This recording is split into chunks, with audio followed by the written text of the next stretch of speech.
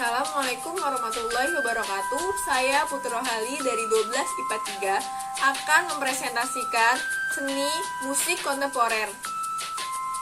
Pengertian musik kontemporer. Musik kontemporer ialah istilah di bahasa Indonesia yang mengedepankan kreativitas pada konteks bahasa Inggris yang biasanya dinamakan dengan musik baru. Musik kontemporer atau yang tepatnya disebut dengan musik seni kontemporer. Sejarah dan perkembangan musik kontemporer. Musik kontemporer muncul sejak abad ke-19. Kemunculan seni kontemporer bermula dari suatu gerakan seni lukis impresionalis. Kelompok yang membentuk gerakan selanjutnya ialah sekelompok pelukis dari Prancis, yaitu Degas, Monet, dan Renoir, dan temannya yang lain. Aliran baru selanjutnya ialah mengedepankan kesan atau impresi yang dibuat dari karya seni.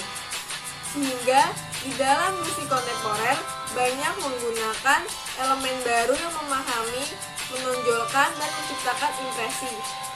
Pada 3 bulan akhir di abad 19, musik orkestra dan piano menjadi membuahkan suara-suara merdu yang berasal dari seni sastra dan seni lainnya.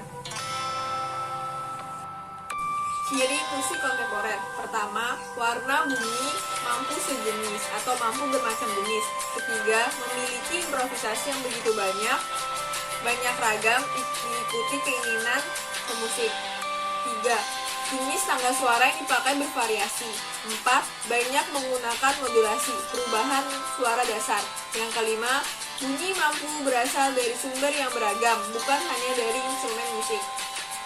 Jenis musik kontemporer. Yang pertama, musik klasik. 2. Pop. 3. Musik R&B. 4. Musik jazz. Yang kelima, musik rock. Yang keenam, musik blues. Fungsi dan tujuan musik kontemporer.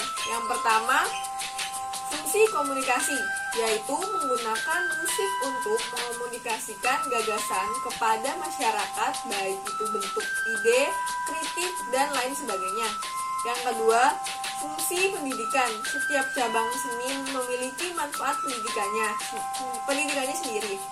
Dalam grup musik atau disebut saja ensemble, diperlukan kerjasama tim agar musik yang tercipta harmonis. Yang ketiga, fungsi rekreasi. Hiburan adalah manfaat yang tidak lepas dari sebuah karya seni pertunjukan. Yang keempat, fungsi religi dan keagamaan. Fungsi religi sama saja di dalam dunia seni musik, yang mana mempunyai nilai-nilai keagamaan. Unsur dan konsep musik kontemporer. Yang pertama, harmoni.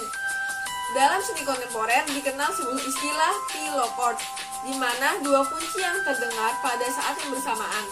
Yang kedua, tone color atau warna nada. Terdapat sedikit penekanan pada campuran suara di dalam musik. Selain itu, pada musik ini perkusi memainkan peran pertama.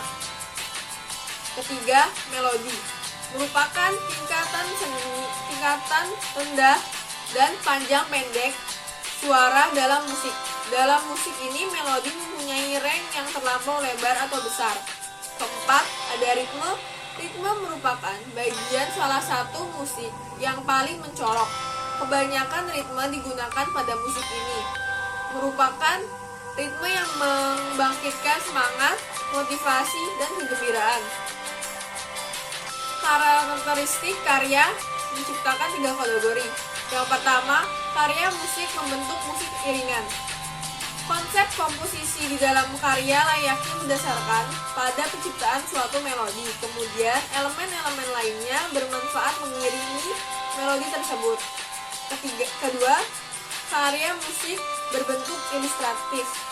Konsep komposisinya mengusahakan menggambar sesuatu dari naskah, cerita, puisi, dan lain-lain. Dengan demikian, orientasi musikalnya lebih tertuju pada penciptaan suasana-suasana berdasarkan pada impresi komponisnya.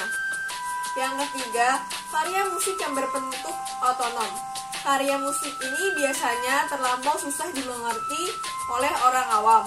Selain bentuknya yang faktor gramatika, musiknya terlampau tidak sama jikalau dibandingkan dengan karya tradisi.